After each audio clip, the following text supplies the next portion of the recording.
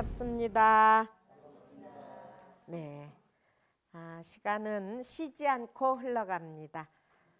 한 해 이렇게 12월 달 어쩌면 정신이 더 맑아지는 것 같아요. 찬바람이 있기 때문에 추위가 닥쳐오면은 몸은 움츠리지만 그 찬바람이 머리에 스치면은 정신은 더 아주 건강해지는 거, 그런 느낌 있습니다. 그래서 저는 새벽에 이렇게 올라오면서 여기 돌고 또 금강경을 이 도량에서 왔다 갔다 하면서 금강경 독송을 하는데, 그러면 몸도 좀 운동이 돼서 약간 그 더운 기운이 올라오고 또 정신은 더욱 맑아지는 느낌.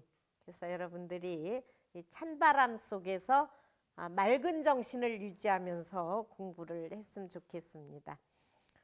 서산대사가 도능선자에게 일러준 글입니다. 다 같이 한번 또 따라 해보죠. 영역이빈주 요요절색공 목전근기치 산립백운중 영력히 주객을 떠났고 요요해 색과 공을 끊었네. 눈앞에 잘 보아둘 것이 산이 흰 구름 가운데 있다네. 예, 서산대사가 도능선자에게 이렇게 일러준 글인데, 즉 도가 여러분 앞에 바로 있다라고 일러주는 거와 똑같은 얘기입니다. 우리는 주와 객이 반드시 나눠져 있죠. 그래서 너는 객이고 나는 주인이고, 너는 부자고 나는 가난하고, 너는 누구고 나는 뭐다라고 얘기를 하는데, 사실은 우리는 본래 하나입니다. 그렇죠. 부모와 내가 본래 하나였지만 벌써 나눠졌고, 뭐 여러분들 자녀와 내가 하나였지만 또 나눠졌고, 또 사물과 나도 하나였지만은 사실은 또 나눠지는 거예요. 그래서 우리는 금강경 가운데 삼천대천세계를 다 부숴서 미진으로 만들어가지고 다 그 각각 흩어졌다 할지라도 사실은 보면은 일합상이다 그래요. 그게 원래는 하나, 일합상이다. 근데 일합상이라고 할 것도 없어. 그것도 깨고 보면 다 분진 또 나눠져서 공이니까 뭐라고 너다 나다 말할 수 없다. 전에 시 가운데 명색을 떠났다 그랬어요. 우리 본 마음은 이름과 모양을 떠났다 그랬는데, 사실은 공부를 한다라는 것은 아상과 인상이 무너지는 거예요. 너다 나다. 근데 이제 공부를 역력히 지냈다라는 것은 분명하게 네가 주객을 떠났구나, 너다 나다라는 분별이 떠났구나. 도능선자에게 너의 공부하는 모습을 보니까 정말 주객을 떠났고 요요해 절색공이구나. 요요해서 아주 마음이 고요하고 고요해서 색이 곧 공인 것을 알겠구나. 그가 이게 색이고 저건 공이다. 오늘 이렇게 많은 과일이 올려져 있습니다만 여기에 과일이 있지도 않았어요. 근데 이제 올리다 보니까 이 앞에 많은 공약물이 올려져 있죠. 이 마을에 제가 들어올 때만 해도 사과 농사를 많이 하지는 않았어요. 근데 요즘 이제 온도가 조금씩 올라간다고 그러잖아요. 기상 이변에 의해서. 그러다 보니까 사과 이 산지가 이제 이쪽이 좀 더 맛있어지나 봐요. 여기가 이제 고냉지고 이러다 보니까. 그래서 사과 농장들이 여기 많이 생겼는데, 뭐 그렇다고 그래서 봄엔들 사과가 달려 있었겠어요? 뭐 여름엔들 그렇게 빨갛게 익었겠어요? 근데 여기 지금 산내 지역에 사과 나는 게 굉장히 맛있다고 그래요. 여기 지금 올린 사과가 산내에서 난 사과인데 가을이 되니까 저렇게 아주 빨간 사과가 주렁주렁 열려서 부처님 전에 공양 올린다고 사과 농주가 갖다 올렸어요. 그랬는데 그 따고 보니까 사과밭은 텅 비고 이쪽엔 사과가 풍성해졌고 또 지금 여기에 이렇게 많이 올려져 있지만 조금 있으면 누가 돼요? 이 사과는 다 여러분이 돼. 사과 어디서 찾을 수 있을까요? 그래서 사과는 봄에도 없었고 지금 있는가 했더니 조금 있어도 없어요. 색즉공이에요. 마음이 고요하고 보니까 색이다 공이다 이것을 다 떠나버렸네. 이렇게 그 도농선자가 공부를 해서 네가 아상인상도 끊어졌고 색이다 공이다 이런 생각을 끊었다라는 얘기를 하는 거죠. 그래서 요요절색공이라는 것은 마음이 부동의 마음에 이르렀다라는 거예요. 우리는 막 이렇게 나타났을 때는 좋다 하고 없어졌을 때는 허무하다 그러고 그러잖아요. 그래서 마음에 부동의 마음을 네가 이루었구나라고 서산대사가 도능선자에게 일러주는데 목전근기치 그래도 또 분명히 알아야 할 것이 있다. 네가 색과 공을 떠났다 할지라도 분명히 기억해야 할 것이 있다. 산립 백운 중이라 산은 백운 가운데 있다라는 거예요. 분명히 백운이 이렇게 가려서 산이 없는 줄 알았는데 산은 산이요. 옛날에 유명한 성철 큰 스님 말씀이 그렇죠. 산은 산이요 물은 물이로다. 공부를 하다 보면 여러분들도 그렇잖아요. 우린 지금 산은 산이고 구름은 구름이야. 근데 공부를 하다 보면은 산이 산이 아니요 물이 물이 아니다라는 경계가 나타나는 거예요. 지금 아까 사과라고 했지만 사과가 사과가 아니야. 지금 잠깐 있으니까. 그래서 그게 아닌 도리가 이제 떠오른단 말이에요. 내가 없어. 이렇게 우리 공부하다 보면 다 공이야. 이렇게 말하기가 쉽단 말이에요. 그러니까 산은 산이 아니요 물은 물이 아니다. 이렇게 이제 대답을 하기가 쉬운데 공부를 이렇게 이제 성철 큰 스님 같이 다 하고 보니까 사실은 그게 금강경 5가에 나오는 이야기예요. 성철 큰 스님의 하심으로 해서 다시 그 이야기가 아주 유명해졌지. 본래 옛 선사들이 금강경 5가에서 하신 말씀이죠. 그래서 산은 산이요 물은 물이로다. 이게 아주 도어가 돼버린 거예요. 그렇잖아요. 근데 처음이나 끝이나 똑같은 거 공부하고 보니까 본래 그 모양이야. 그러니까 때에 따라서 산은 산이고 때에 따라서 물은 물이고 아니다 할 수도 없고 기다 할 수도 없는 거예요. 그러니까 네가 색이 곧 공이요 공이 곧 색이지만 또 산은 산이요 물은 물이로다라는 것을 네가 그것도 알아야지 된다. 그래서 공부라는 것은 총체상이 있고 분별상이 있는 거예요. 총체상이라는 것은 모든 것을 하나로 볼 때는 하나지만 나누어 볼 때는 각각이다 그런 얘기예요. 나라는 것이 정말 내 얼굴만 있어서도 나라고 할 수 없어. 나의 눈과 귀와 코가 다 있을 때 나라고 그러긴 하죠. 근데 눈과 귀를 또 그거를 각각으로 말할 때는 이건 눈이요 이건 귀라고 얘기하듯이 그와 같이 차별상과 총체상이 있는데 그러한 것이 둘이 아닌 도리를 네가 분명히 알아야 된다라는 얘기를 해요. 이 얘기 가운데 태전선사 얘기를 하죠. 전에 한번 강의에서는 안 했지만 우리 법회에서 들려드린 적이 있는데 중국에 태전선사가 있었는데 아주 공부를 잘해서 그 마을에서 다 살아있는 부처님이다 이렇게 얘기를 칭송하고 있었어요. 한태지라는 사람이 당송 8대 문장가였어요.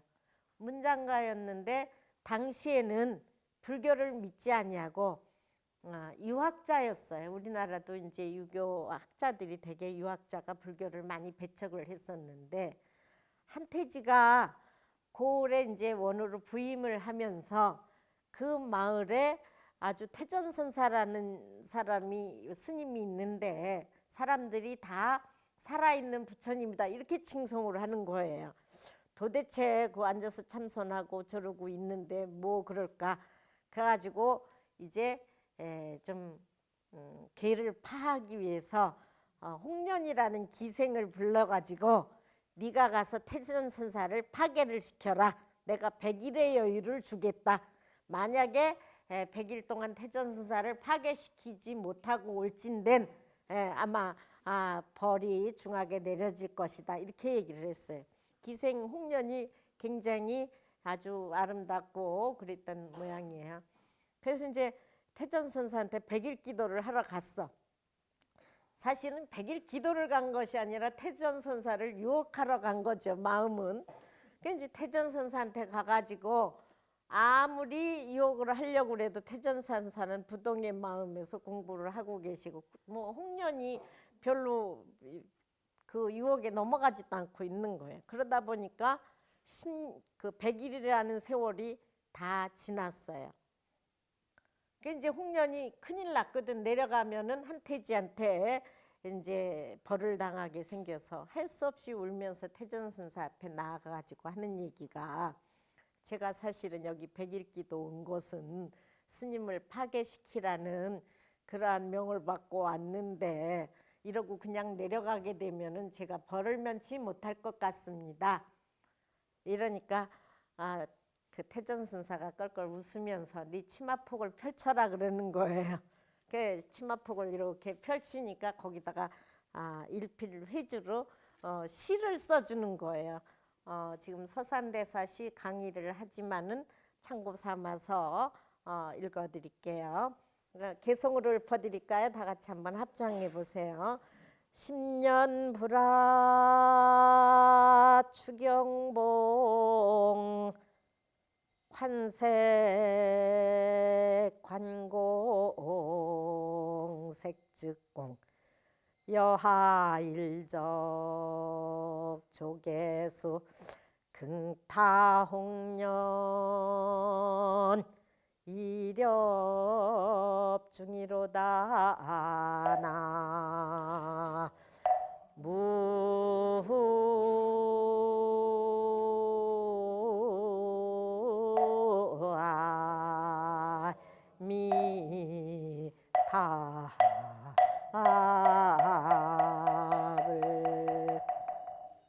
예, 태전선사가 이렇게 이제 홍련을 보고 치마폭을 한번 이렇게 펼쳐봐라 그러고 이 시를 탁 적어준 거예요. 적어주면서 이걸 갖다가 한태지한테 보여주면은 아마 너를 벌하지는 않을 것이다.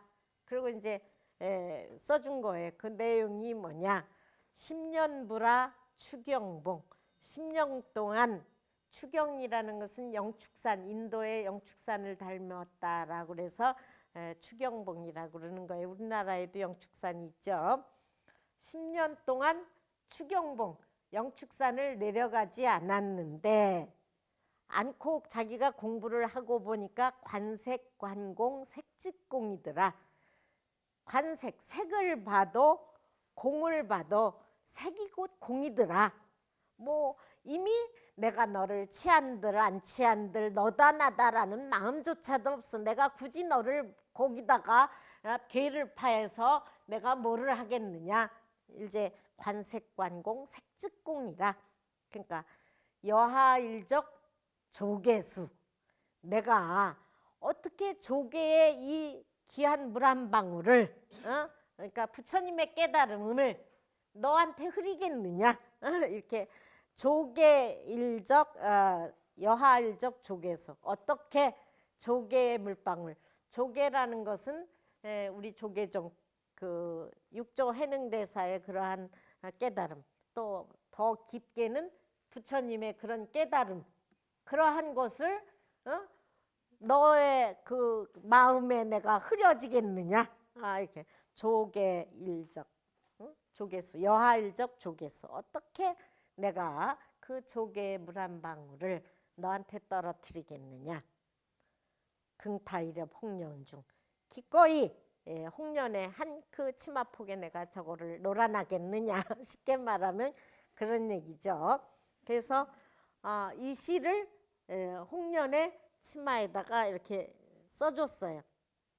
그래서 이걸 갖다가 한태지에게 보여주면 아마 벌은 면할 것이다. 그래서 이제 100일이 지나가지고 한태지한테 이제 내려갔죠. 내려가가지고 이제 치마를 이제 보여준 거예요.